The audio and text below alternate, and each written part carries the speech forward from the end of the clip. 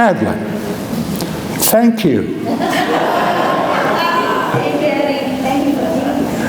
I have given up that anywhere in this world I would hear a congregation sing that hymn before I went to glory and we sang it in heaven. So thank you. And thank you for the delightful songs that you've led.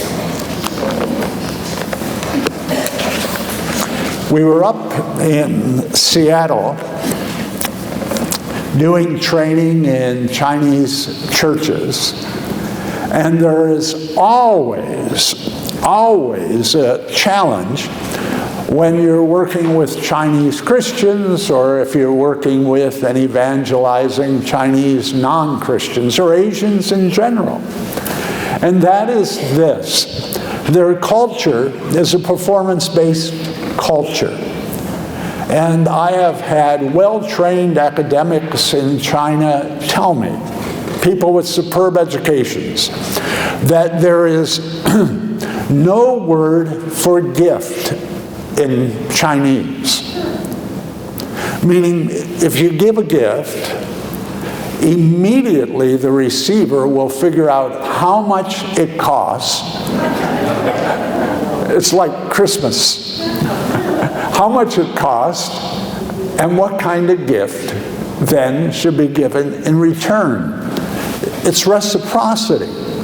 So the idea of a true gift, where you have to give nothing but extend your hand, is very foreign in the culture.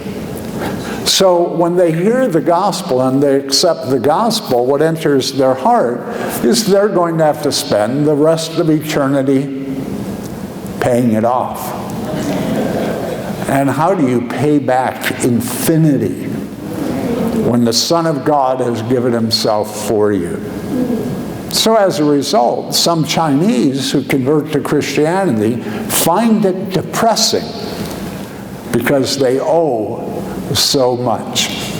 So we were talking to a Chinese pastor, a delightful man, Pastor Shu. He has this incredible smile, and I told him and his congregation that if I could copy that smile, I would put it on a panda bear doll and sell those dolls, and I would make a fortune. Fantastic smile. But I asked him, I said, can you give me a good illustration that I can use with Chinese about the fact that they can never pay back the gift of salvation, but the great obligation is to enjoy it? And he immediately flashed that wonderful smile of his and said, sunshine. You can't pay back sunshine. You can only live in it. And my jaw dropped, and I said, that's brilliant. And then he said, I just thought it up just now. His flashes are better than my months of work and years trying to figure out what to say.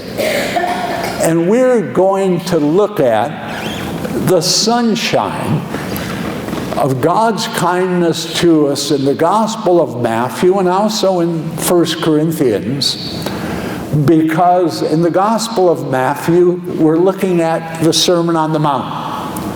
We looked at it last week, we'll look at it this week. The Sermon on the Mount is an interesting book because it's like a swivel, or interesting sermon. It's like a swivel chair. You sit down in it and you're pushed by the hand of Christ in a circle quickly. You're first pushed with a hand that says, look at your heart, you're in trouble. Then he pushes the chair with another hand and he says, look at the kindness of God. It will rescue you from your troubled heart. And he keeps doing that all through the book. On the one hand, pointing out the troubled heart we have. And everyone has a heart in trouble and a troubled heart. And everyone needs the healing of the kindness of grace. So as we enter into the Sermon on the Mount, we'll be looking at a portion from chapter 5. It's in your bulletin. If you would open up your bulletin and look at the text there, you may find it helpful. And we start out with this statement. You have heard that it was said, an eye for an eye, and a tooth for a tooth.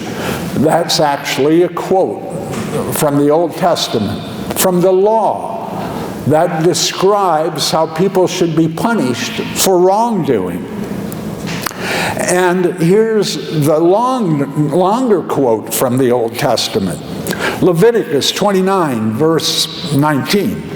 And if a man injures his neighbor just as he has done, so it shall be done to him. Fracture for fracture, eye for eye, tooth for tooth. Just as he has injured a man, so it shall be inflicted on him. Thus, the one who kills an animal shall make it good. But the one who kills a man shall be put to death. Now that sounds tough, but we actually have a similar thing in our Constitution that forbids cruel and unusual punishment. The punishment should match the crime, but it should not exceed it. So what we read in the Old Testament actually is enshrined in our Constitution. But then Jesus goes a little bit further. And he says, because he is the Messiah, he is the Son of God, and he can apply the law any way he wants. He says, but I say to you, do not resist him who is evil, but whoever slaps you on your right cheek, turn to him the other also. Now, when you hear something like that, if you like it, you're strange. You're not a normal American or human being. It just sounds strange. But there is an important point. Our world is destroyed by revenge and vengeance. Everywhere we turn, there is revenge and vengeance. In some cases, it lasts hundreds of years among nations and people. Revenge and vengeance is destructive and dangerous.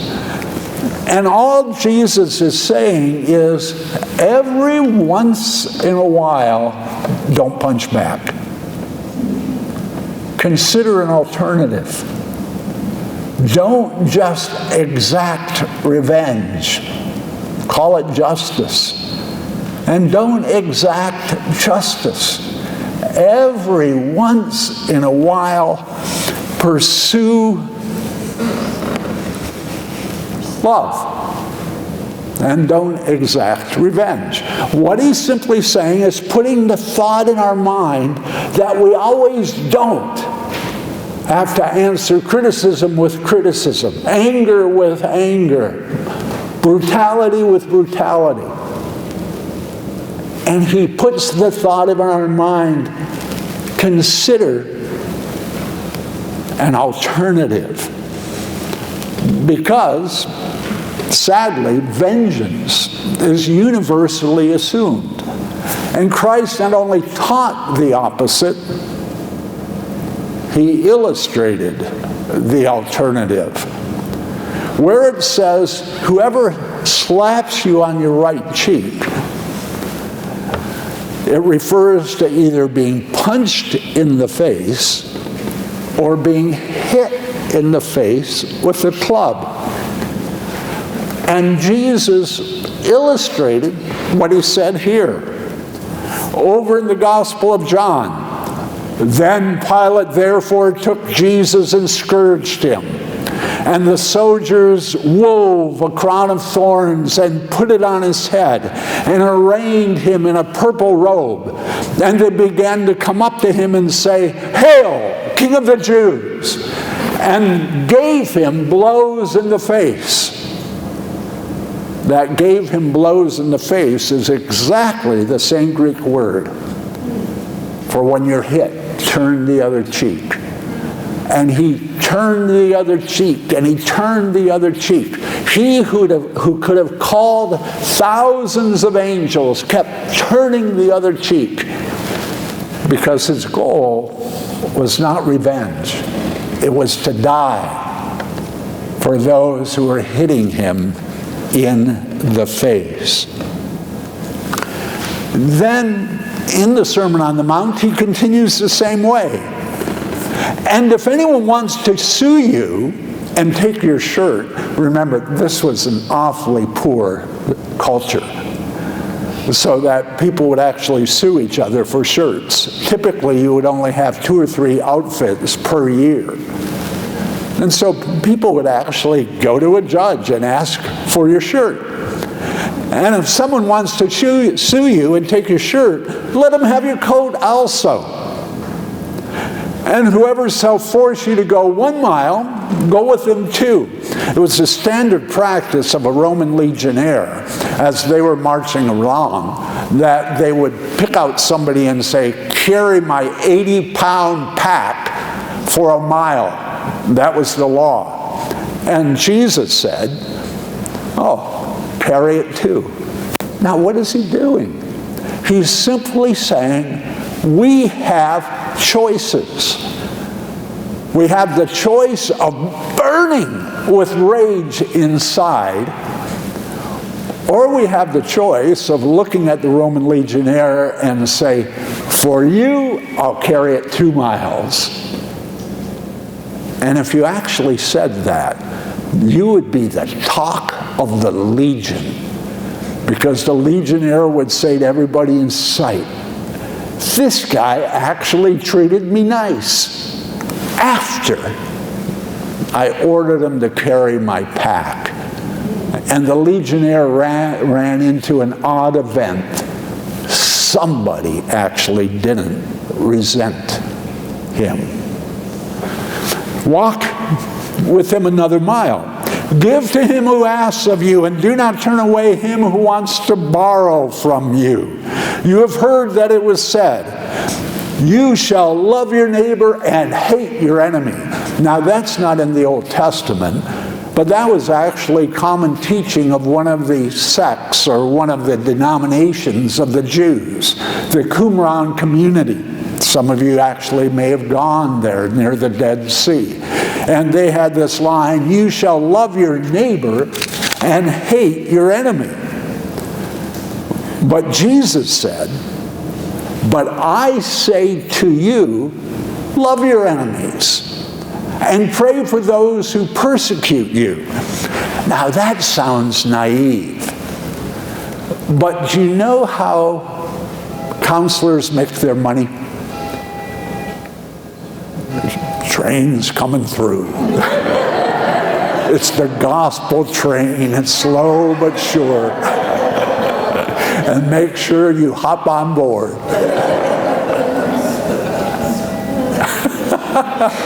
Still coming, folks. So let me look at my notes and see what I was talking. Oh, okay.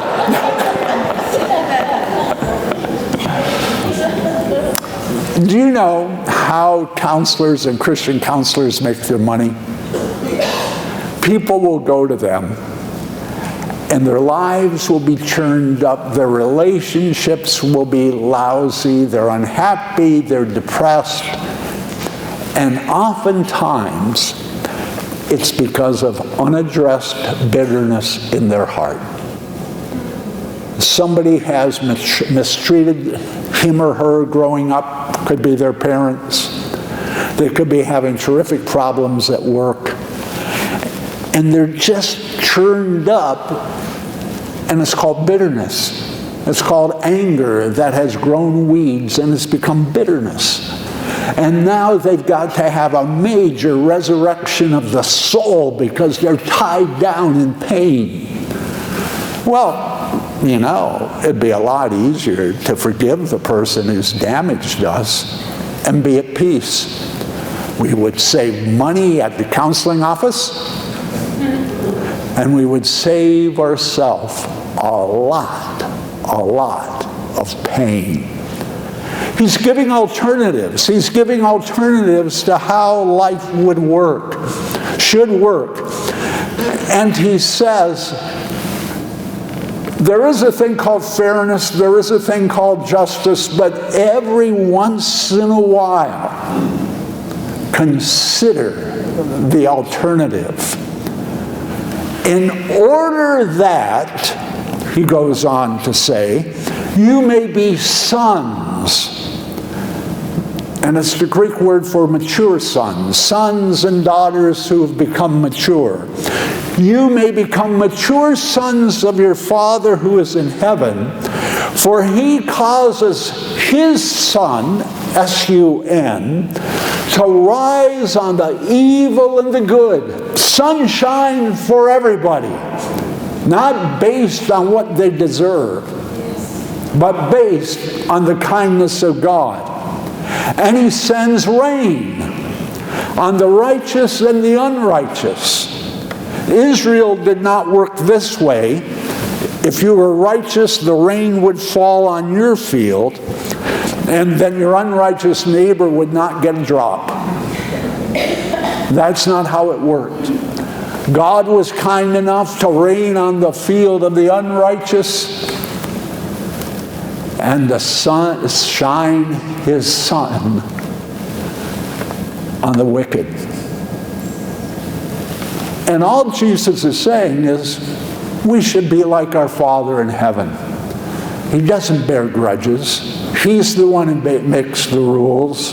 But often as not, he'll go beyond what the law requires and be simply kind. Now, where it says he lets the sun, S-U-N, it's one of the nice coincidences of the English language that the word S-O-N sounds exactly the same. And that God allowed his sun, S-O-N, to shine on the wicked and the just, to shine on everyone. Now, rain is one thing. The sunshine is another thing. But we're going to look in 2 Corinthians chapter 5 at the ultimate of the sunshine shining on the wicked and the good. And Paul the Apostle is the one who wrote this. And he's going to share his thinking. And he's going to share his thinking about God. He says this, verse 14, chapter 5. For the love of Christ, the love we've received from Christ, controls us or pushes us. Having concluded this, the love of God is pushing us, the love of Christ is controlling us, and we've concluded this, that one died for all. Tremendous truth. The Son of God died for every human being who exists now, who has ever existed, or who will exist into the future. He has died for every human being and taken their sin. The Creator has died for His creation. Absolutely fantastic. Coolest thing in the world, isn't it? The Creator has died for His creation. There are plenty of human beings who complain about this world and say, this is a lousy world. And you know whose fault it is? It's God's. He should not have made a world like this. Well, the Bible turns around and says, we agree with you. It's a lousy world. God made it, and God, in fact, has died for it. The Creator has died for His creation. One has died for all. You could think about that thought every day of your life, and it would empower your heart with the goodness of our God. On the one hand, He takes sin seriously, so seriously, His Son died for it. That one died for all, therefore all died. And He died for all, that they who live, it's a nice way of saying they who have trusted the gospel of Jesus Christ, they who live should no longer live for themselves, but for Him who died and rose again on their behalf. That we who have trusted the gospel should set aside some of life's reasonable expectations and turn around and be good to others, sharing the gospel with them, or just being decent and kind to others, because God Himself, through His Son, has been incredibly kind to us. That they who live should no longer live for themselves, but for Him who died and rose again on their behalf. Then He says something really interesting, and practice this today. It's actually worth thinking about and practicing. He says, therefore, if Christ died for everybody, if Christ actually died for everybody, therefore, from now on, we recognize no man according to the flesh. That is, when we look at a human being, we don't look at them just according to their appearance. We look at them as a person that Christ died for. So if you go over to the restaurant at the Villages and somebody's serving you, stop for a second and say, let me forget their appearance. Let me forget they're a server. Let me look at that person as a person that Christ died for. Or if somebody mistreats you, stop thinking about the mistreatment and think about Christ died for that person. That wretched, no good person. God seems to be exhibiting very poor taste. But then as you think about it some more, you begin to realize that person is a person with a troubled heart. What you see are the symptoms of a heart that's churning with pain and with trouble. And what pours out on you is already in them. And God saw something in that person that from His perspective is worth dying for. Is worth dying for. He sees people differently than we see them. We just see them from what's out here. He sees them for what's in there. And with that thought, we come to communion, because that's the great illustration that He sees what's in here and not what people see out there. And communion is for those who live again. Christ died for everyone, that those who live, who've trusted the gospel, should not live to themselves.